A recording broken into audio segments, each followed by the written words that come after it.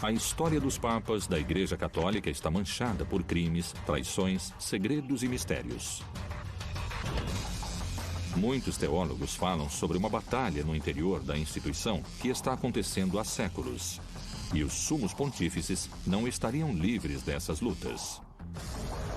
La Santa Sede e la Curia Romana avevano degli enormi problemi interni.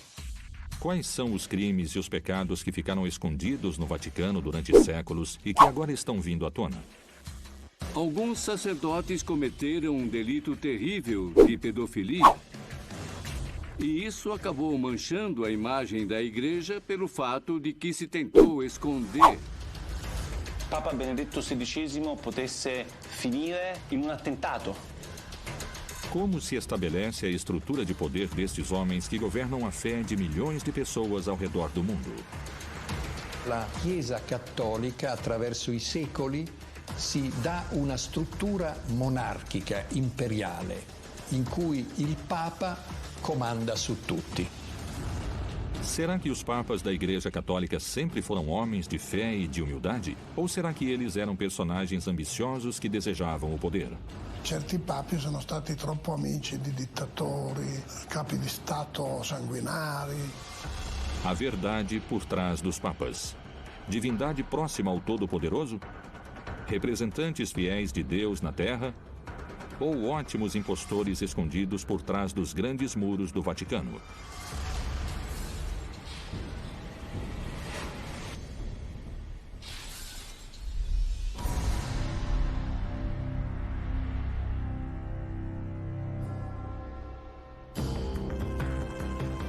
Atualmente, a Igreja Católica é uma das religiões com mais fiéis ao redor do mundo. Bilhões de pessoas professam sua fé, abraçando os ensinamentos do Novo Testamento e da interpretação que a instituição eclesiástica faz das Sagradas Escrituras.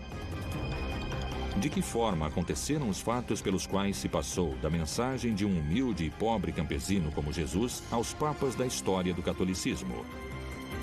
Pedro, segundo a tradição, foi o fundador. Ele foi o primeiro para quem Jesus Cristo confiou a criação da igreja. Jesus diz a este homem que se chamava Shimon Bar Yoná: a partir de agora você será pedra. O nome Pedro nasce naquele momento. Pedro é uma palavra derivada do grego e quer dizer pedra. E você será a base da minha comunidade em Grécia. E é de lá que a pá nasceu.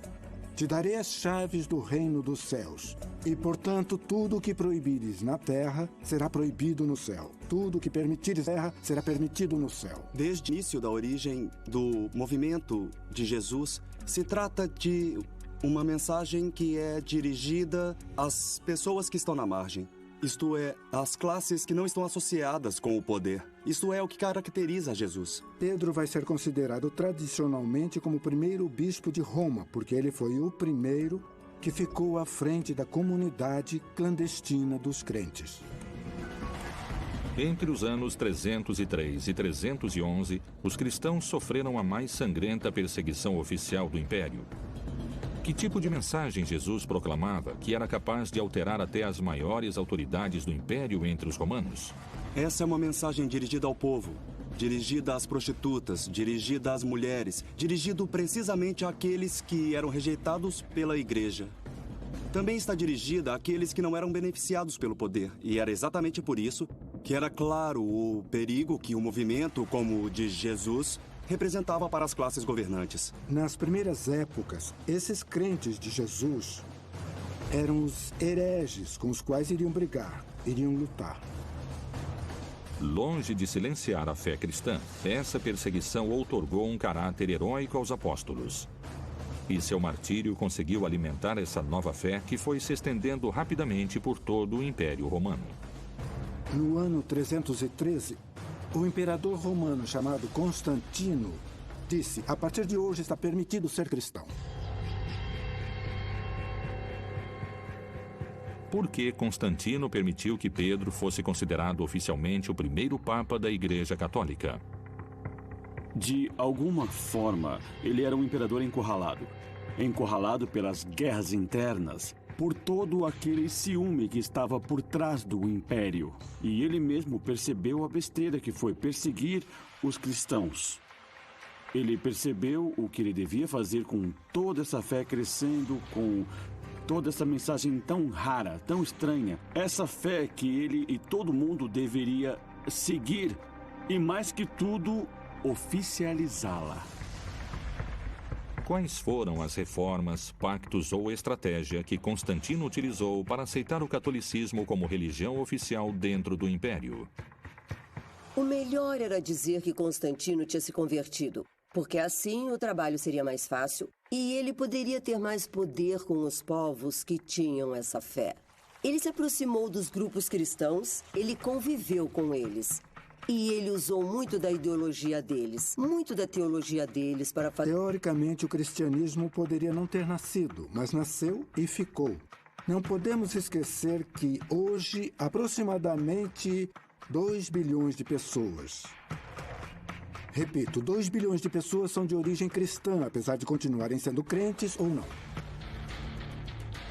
Como foi que um filho de um carpinteiro que pregava descalço acabou sendo representado por autoridades de grande poder econômico que estão rodeadas de luxos? Que menções a estas figuras podem ser encontradas dentro das páginas do livro sagrado? Não existem menções sobre o papado. As menções que o papado diz que existem são ambíguas. O fato de Jesus dar as chaves do reino dos céus, o fato de Jesus escolher ele por cima dos outros discípulos. Bom, isso é uma construção papal da origem do papado. Mas quando eu leio a Bíblia, eu não tenho motivos para pensar que precisa existir o Estado do Vaticano. Como se introduziu a figura do Papa e de que forma ele era eleito? Durante os primeiros 3 séculos do desenvolvimento do cristianismo, eram escolhidos, vamos dizer, essas pessoas que mereciam respeito para dirigir a todos. Eles se chamavam de papas.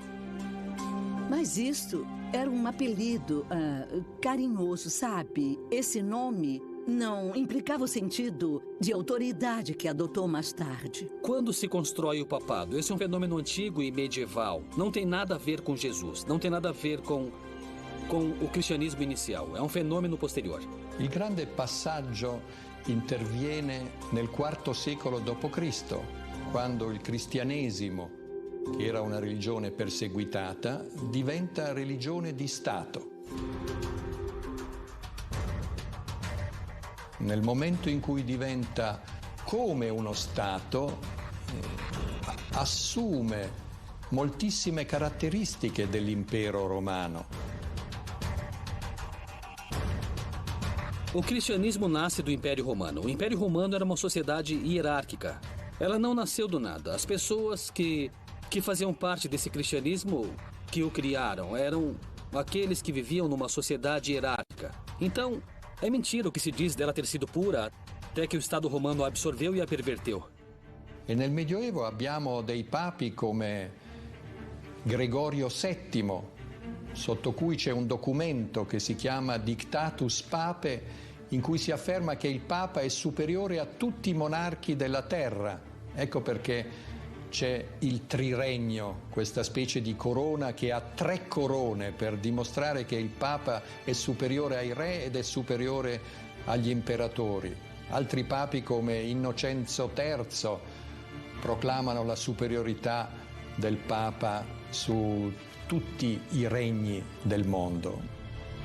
O imperador em Roma era conhecido como Il Pontífice Máximo, a máxima ponte com a divindade. Os romanos acreditavam que o imperador era um homem-deus, que se comunicava como uma ponte, um pontífice, com os grandes deuses. Mas exatamente quando foi que o Papa começou a ser chamado como imperador romano? Precisamente no século IV. Se a religião católica conseguiu se institucionalizar dentro do Império Romano, quais foram as simbologias que adotou para se misturar ao poder imperial? Lentamente i papi indossano anche i vestiti degli imperatori, il mantello rosso, le scarpe di porpora. La stola indicava il potere delle chiavi, cioè il potere del Papa di essere anche capo di Stato. Os símbolos tradicionais dos líderes da Igreja Católica se encontram com o papado de Francisco. Que reforma esse Papa adotou diante dos gestos que seus antecessores mantinham? Lui, con un gesto solo, si è spogliato di tutto, cioè si è spogliato di 16 secoli di tradizione. La faccia funerea, bianca e trasudante sudore delle cerimoniere, che aveva in braccio la stola del Papa. Dicono le voci che cercarono di convincere il Papa di mettersi le scarpe rosse e la mantella, e il Papa rispose che se le piacciono così tanto se le metta lei. Questo Papa ha cominciato a porre dei gesti coerenti con il suo nome, perché il nome che ha assunto di Francesco non è un nome papale, ma è una condanna per lui. Existem séculos de história por trás da construção do primeiro Papa do catolicismo, com alguns momentos de escuridão e tramas secretas que atravessaram a metamorfose atual do Santo Pontífice. Os líderes da Igreja Católica Apostólica Romana são considerados pelos fiéis como representantes diretos de Deus na Terra. Será possível que os papas contemporâneos escondam seus atos associados ao pecado diante da fé cristã? Será que realmente o Papa João Paulo II teve uma amante que escondeu do Vaticano? Qual foi o motivo da renúncia do Papa Bento XVI? Que segredos vieram à tona com o vazamento dos documentos conhecidos como Vatilix?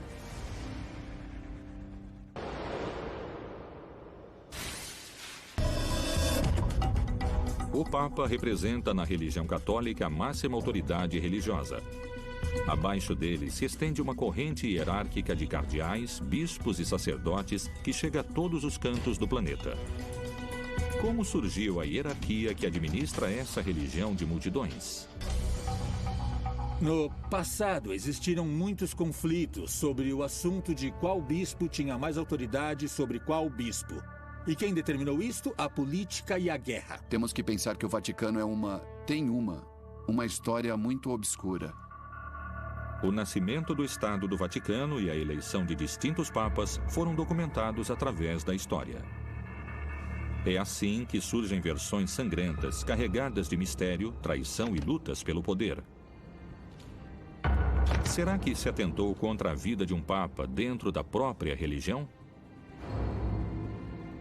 Será que se cometeram crimes e tentativas de assassinato contra a figura mais importante e venerada da religião católica?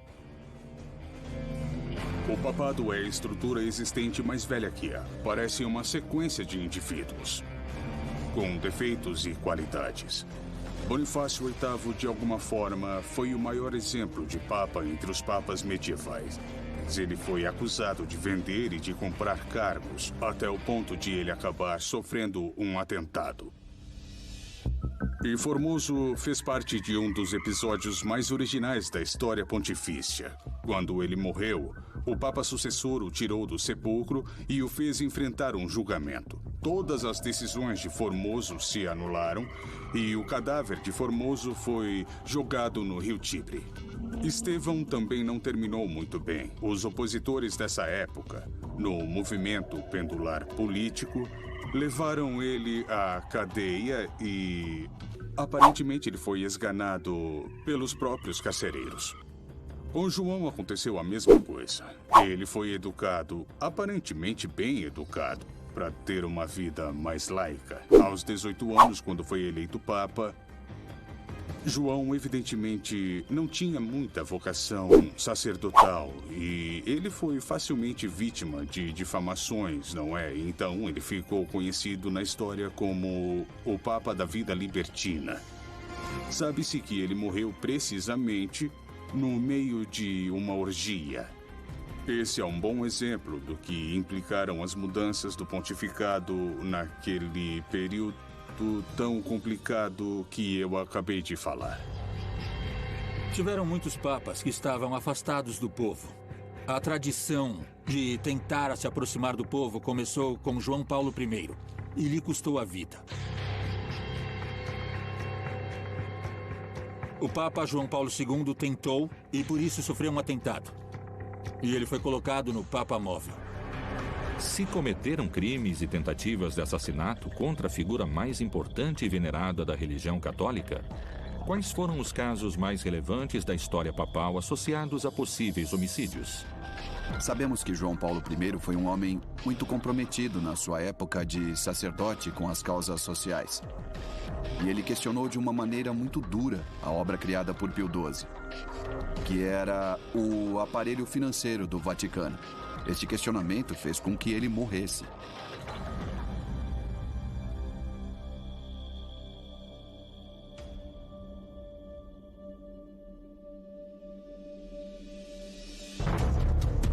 Foi um assassinato. Isso ficou muito claro nos livros e no famoso filme de Coppola, O Poderoso Chefão 3. Quando ele veio aqui na Argentina, perguntaram a ele se ele se atrevia a acusar as figuras do Vaticano de terem assassinado o Papa. E ele disse, escuta, até agora eu não fui processado por esse assunto e o Vaticano tem ótimos advogados. Será que estes acontecimentos do passado podem se repetir na nossa época? Por que tem setores que temem pela vida do Papa Francisco? Quais são os motivos pelos que, cada vez mais, os teólogos e os especialistas opinam sobre um possível atentado contra o Sumo Pontífice? O Papa Francisco não mora mais no Vaticano. Ele mora num convento em Santa Marta, que fica em Roma. Ele disse que é por humildade, mas eu também acho que é por segurança. Porque ele está mexendo com interesses muito poderosos. Então é possível que eles tentem machucá-lo de alguma maneira ou fazer com que ele mude suas políticas. Os setores que estiveram numa crise profunda estão enfrentando Francisco. Inclusive, esses setores falam, Francisco, você é um papa herético. Essas são as proporções. Na verdade, ele está escolhendo muitos cardeais que vão votar quando ele morrer para que o próximo papa continue com essa linha liberal. Então agora existe uma luta de poder. Há muitas resistências, muitas sabotagens. Sabotagens que vieram à tona. Existem setores da intelectualidade conservadora e meios de comunicação que o questionam. Mas Francisco não amoleceu. Ele se sente sozinho. Existem movimentações muito fortes na igreja contra Francisco e há poder dentro da igreja. Se tem uma pessoa que resolveu terminar com toda essa máfia, ele sabe que isso pode ter um preço alto e perder a vida. Assassinatos, tentativas, crimes, traições e muitas teorias conspiradoras parecem estar alojadas dentro da Cúria Papal ao longo da sua grande história. Mas não só morte e crimes estão escritos nessas páginas. Que mistérios escondeu a figura do Papa João Paulo II? Ele teve um romance com uma mulher enquanto exercia o papado?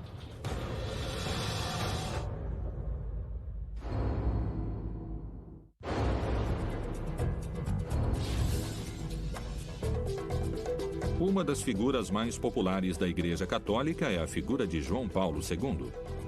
Mas por que algumas pessoas afirmam que suas motivações eram mais políticas do que humanitárias? Qual é a história por trás das cartas de amor que ele mantinha com uma mulher e que foram descobertas recentemente? O Papa João Paulo II foi o primeiro Papa global. O primeiro Papa que entrou no lar daqueles que não eram católicos. Ele era um Papa televisivo, coincidiu com a mudança das tecnologias dos meios de comunicação.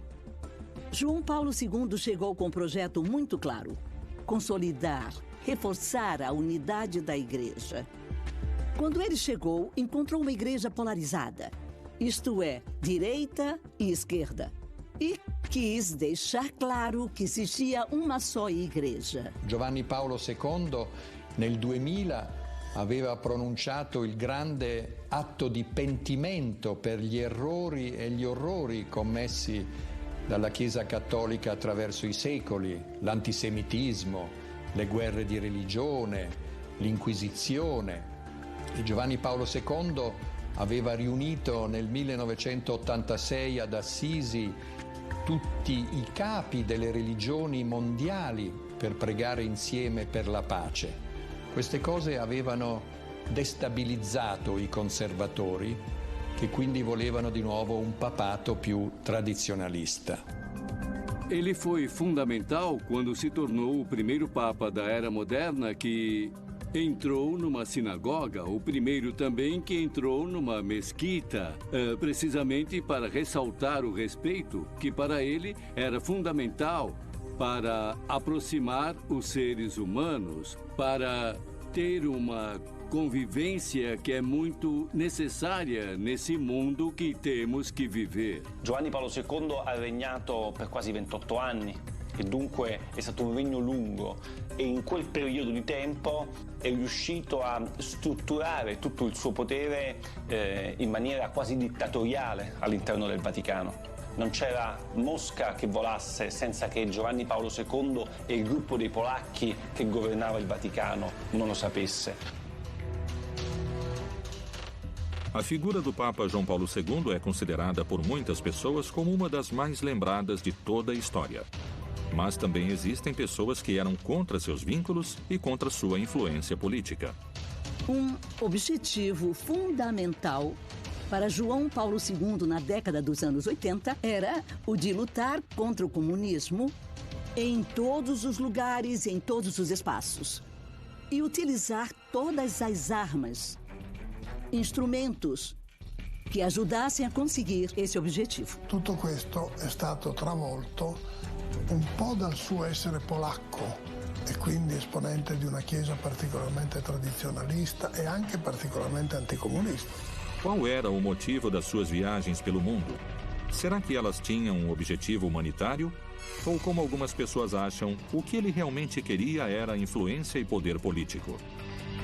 Por exemplo, para fazer um trato com o presidente Reagan, com a Thatcher na Inglaterra e apoiar o movimento Solidariedade, esse movimento sindical de Lech Walesa, e contribuir em termos econômicos, em termos políticos, com a queda do comunismo na Europa do Leste e na União Soviética. E para conseguir isso, desenvolveu uma atividade política e diplomática que vai explicar suas viagens pelo mundo com entrevistas com líderes políticos, com pessoas muito influentes e muito importantes para trabalhar, minar as bases do comunismo, que para ele era o inimigo principal. Não só seus vínculos políticos fariam sombra e começariam um debate sobre a imagem de João Paulo II. Sua imagem também ficaria embaçada por aqueles que afirmam a hipótese de que ele teria tido uma amante durante alguns anos.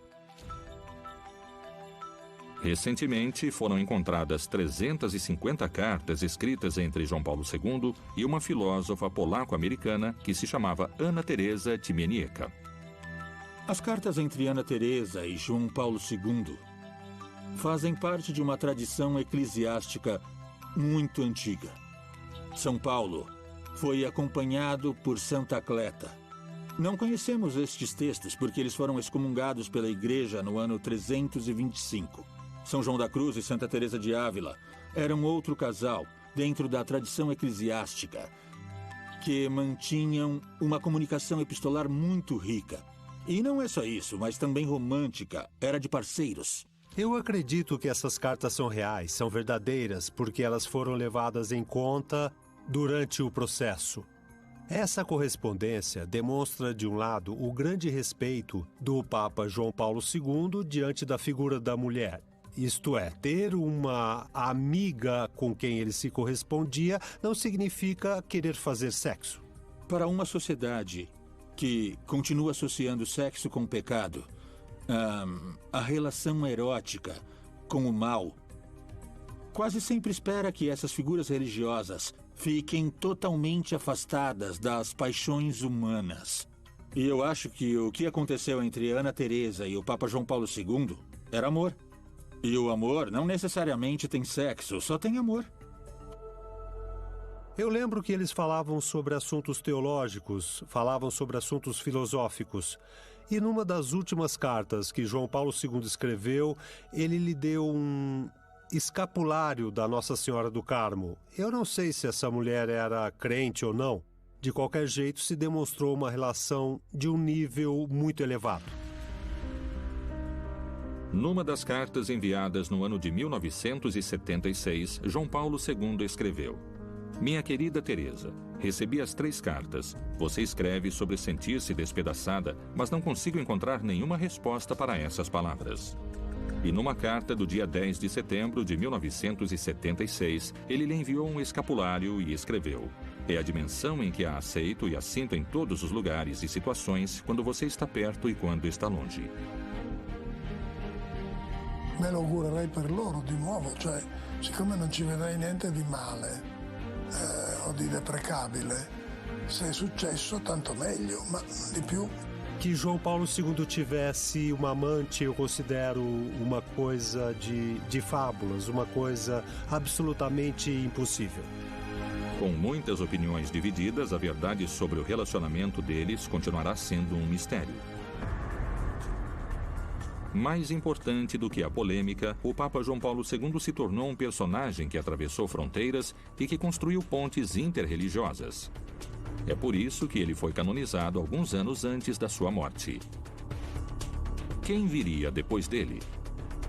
Una volta morto l'imperatore e una volta eletto un papa più fragile e meno carismatico di Giovanni Paolo II, cioè Benedetto XVI, tutte le lotte e gli asti per la gestione del potere, per il controllo delle ricchezze economiche, per il controllo degli appalti, oltre a scontri dottrinari, sono esplosi.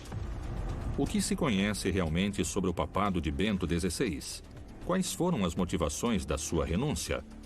Que escândalos se encontraram no vazamento dos famosos documentos secretos conhecidos como Vatilix?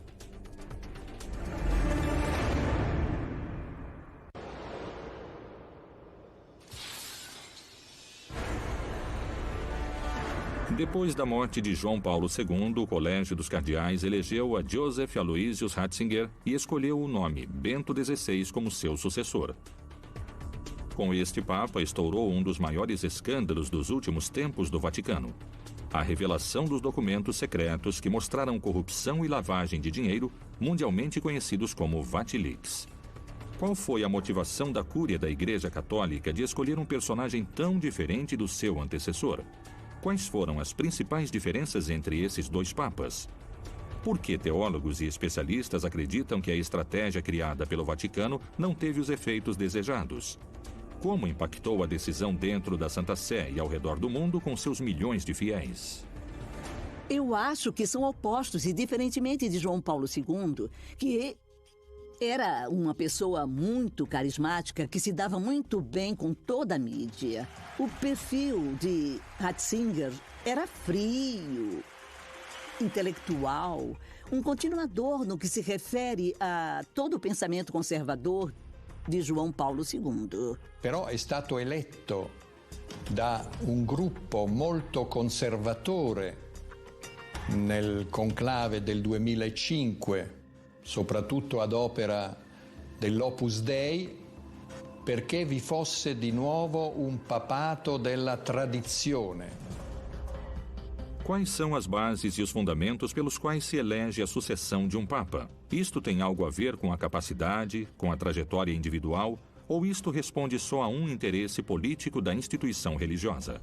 Bento XVI realmente era uma pessoa que se acreditava que tinha uma grande capacidade intelectual. Era um grande teólogo, um papa de bibliotecas. Purtroppo non ha le qualità dell'uomo di governo, non è un leader politico e bisogna essere anche politici se si è papi.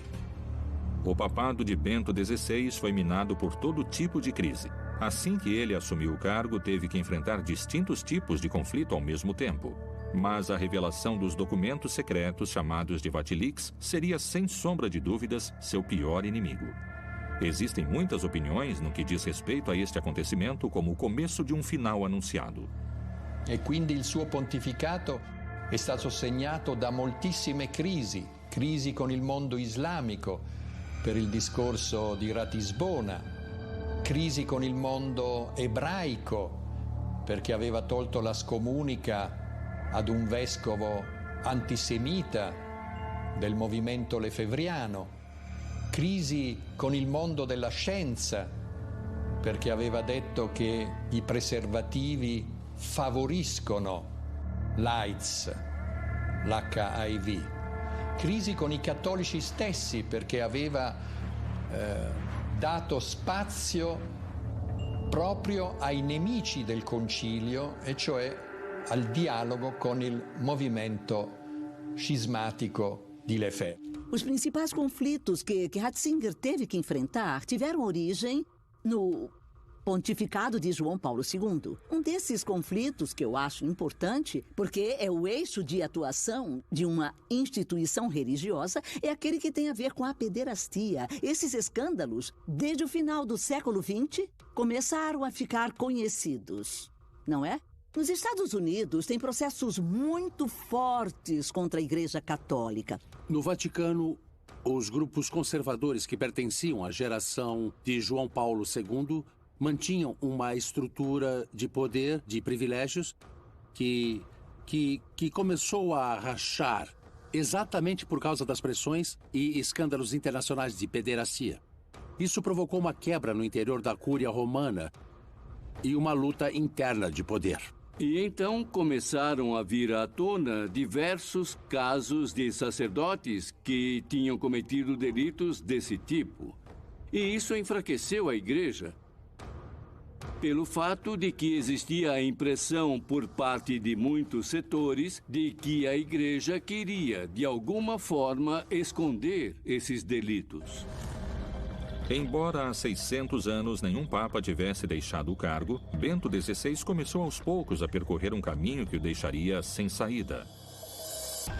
De todas as crises, teve uma em especial que fez ele renunciar de um cargo supostamente indeclinável. Também estourou a crise sobre o assunto das finanças do Vaticano, que ficaram conhecidas publicamente através dos famosos Vatileaks. Essa subtração dos documentos, feita pelo Camerlengo, que é alguém muito próximo, apareceram todos esses assuntos que têm a ver, inclusive, com coisas como a lavagem de dinheiro, sabe? E também como se gasta o dinheiro do Vaticano. O que revelam os documentos que conseguiram o tirar do Vaticano? La scoperta di documenti che mostravano una guerra interna alla Chiesa fra gruppi di cardinali, fra diversi gruppi di interessi. I documenti più importanti sono 3 o 4, più rilevanti dal punto di vista giornalistico dell'opinione pubblica. Alcune lettere sono le lettere che Viganò, che era il tempo era il segretario del governatorato del Vaticano, un monsignore molto importante, spediva all'allora segretario di Stato Tarcisio Bertone per spiegare che c'erano stati, a suo parere, dei gravi atti di corruzione all'interno del Vaticano. O dinheiro do Vaticano, ele está, inclusive, investido em empresas que, por exemplo, fabricam anticoncepcionais. Esse é o exemplo, sabe? Empresas que são usadas para a lavagem de dinheiro. São instituições onde há pouca transparência e onde não se cumprem as regras que outras instituições devem cumprir. Outras instituições financeiras internacionais. Veio à tona uma grande quantidade de propriedades urbanas que o Vaticano tem em Roma, e essas propriedades em Roma são utilizadas de acordo com vontades particulares. Houve uma luta de poder? Alguém traiu Bento XVI para motivá-lo a sair do cargo? Ou isso foi uma decisão pessoal? De que forma o Papa reagiu diante desse escândalo que aconteceu dentro da Santa Sé? Esse foi um grande desafio que Bento XVI teve que enfrentar e muitas vezes sua reação não foi enérgica o suficiente para satisfazer as necessidades que muitas pessoas tinham de ressaltar esse fenômeno, de fazê-lo vir à tona, de não escondê-lo e de lutar de forma eficaz, castigando todos os responsáveis. Ci sono stati dei documenti di Vatileaks I addirittura in cui si ipotizzava che Papa Benedetto XVI potesse finire in un attentato e che lui sarebbe stato ucciso per far posto ad altri cardinali. Ovviamente lettere deliranti, però firmate da un vescovo importante al tempo del vescovo di Palermo, Paolo Romeo. No dia 28 de fevereiro de 2013, Bento XVI renunciou ao seu cargo como sumo pontífice da Igreja Católica. João Paulo II, que veio antes dele, tinha um problema muito grave de saúde, mas ele disse: não posso renunciar. E sua frase, a frase de João Paulo II era: Jesus não desceu da cruz, mesmo que ele estivesse passando por um problema muito grave. Mas Bento XVI disse não, mesmo que sua saúde ainda permitisse que ele continuasse no seu cargo. Mas tem pessoas que acham que talvez o grande problema é que ele acreditava que não tinha forças suficientes para bater o martelo e decidir as mudanças que deveriam ser feitas. Ratzinger non si è dimesso per le rivelazioni di Vatilix, Ratzinger si è dimesso perché il suo pontificato era entrato in un vicolo cieco e lui non aveva più la forza per governare. A renúncia de Bento XVI foi um choque para a Igreja Católica. Foi um choque para a cultura que existia dentro do Vaticano e foi uma forma traumatizante de transmitir uma mensagem que tinha mudado a Igreja para sempre. Benedetto XVI è sicuramente un papa da ricordare, un ex papa che non era semplicemente il papa morto. E quindi secondo me è stata una decisione storicamente significativa che resta anche un problema per gli storici. Perché si è dimesso Benedetto XVI? Segundo alguns teólogos e eruditos no assunto, a eleição e a posterior coroação de cada sumo pontífice foi minuciosamente desenhada segundo as necessidades do contexto histórico da Igreja em cada período. Será que se errou ao eleger o Papa Bento XVI? Será que o Papa Francisco foi eleito para consertar isso? Quando elegeram Ratzinger, o Papa Bento XVI, na verdade eles elegeram Bergoglio. Mas Bergoglio não aceitou por algum motivo, isto é, o sucessor de Wojtyla era Bergoglio, mas fala-se que algo aconteceu e isso é o que se fala. E isso, de alguma forma, nunca foi negado por Bergoglio ou por Francisco. Naquele momento, os cardeais preferiram a opção de um Papa intelectual ao Papa Francisco. O Papa renunciou ao seu papel. Isso não acontecia há séculos. Um Papa como Bento XVI, doente, um Papa superado pela situação, um Papa deprimido, dava para ver na cara dele, um Papa derrotado. Tudo isso fez com que se reconsiderasse a estrutura da Igreja. Nesse momento se determinou que a Igreja precisava de reformas. Era necessário que houvessem mudanças reais na vida da Igreja. E por isso o perfil de Mário Bergoglio, que é um perfil profundamente sul-americano, próximo ao europeu jesuíta, ascende ao papado. Os motivos da renúncia de Bento XVI continuarão sendo motivo de debate. Será que o único ex-papa vivo na face da Terra tem a resposta histórica dos motivos da sua renúncia? Será que todos os documentos do Vatilix foram revelados? Ou será que há mais mistérios e traições, segredos e pecados que nunca conheceremos? Que coisas iriam mudar no Vaticano a partir da eleição do Papa Francisco?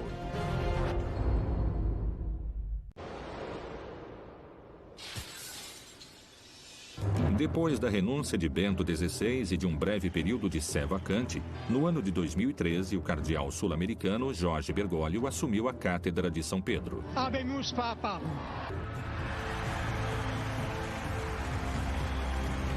Nascido na Argentina, mas com ascendência italiana e com formação jesuíta, Bergoglio escolheu o nome Francisco e se tornou o primeiro papa latino-americano da história.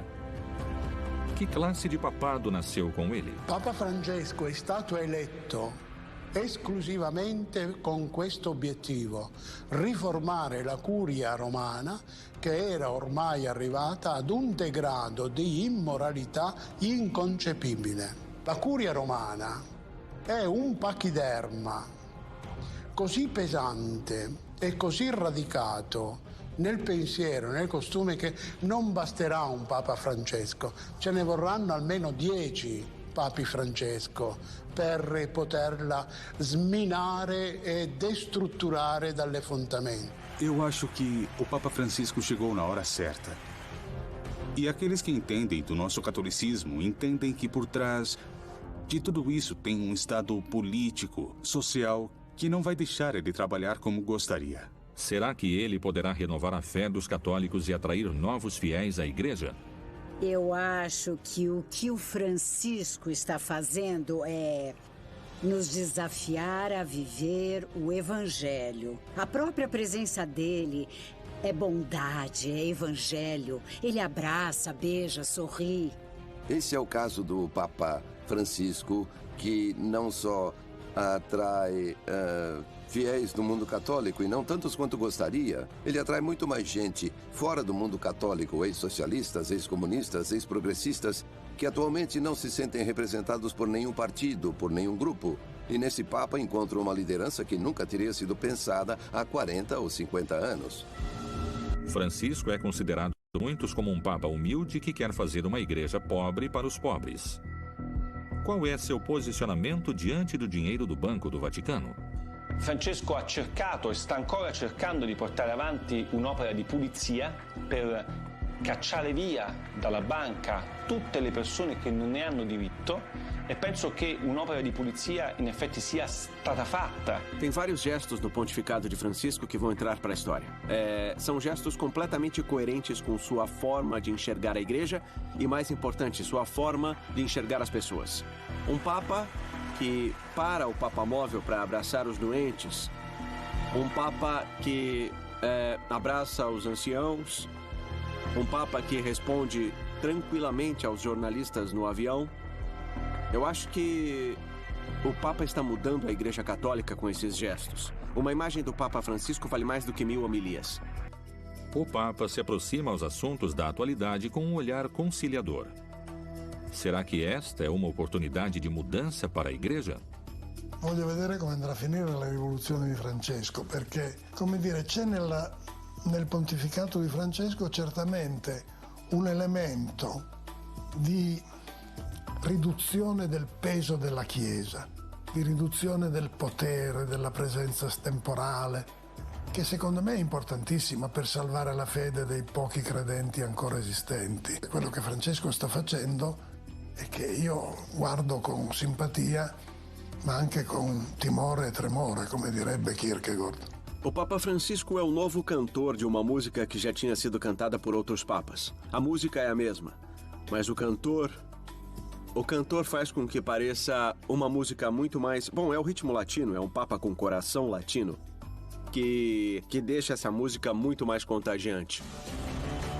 Com mais de 2000 anos de história, um sem fim de mistérios e segredos, atualmente ainda se escondem entre os fortes cimentos do Vaticano as verdadeiras causas dos papas assassinados, da renúncia de Bento XVI, do relacionamento de João Paulo II com uma mulher polaca e do vazamento dos documentos Vatilix I e II. Esses são só alguns acontecimentos. A história dos papas da Igreja Católica edita todo dia um novo capítulo, com uma sucessão de líderes que atualmente tem o Papa Francisco escrevendo suas páginas.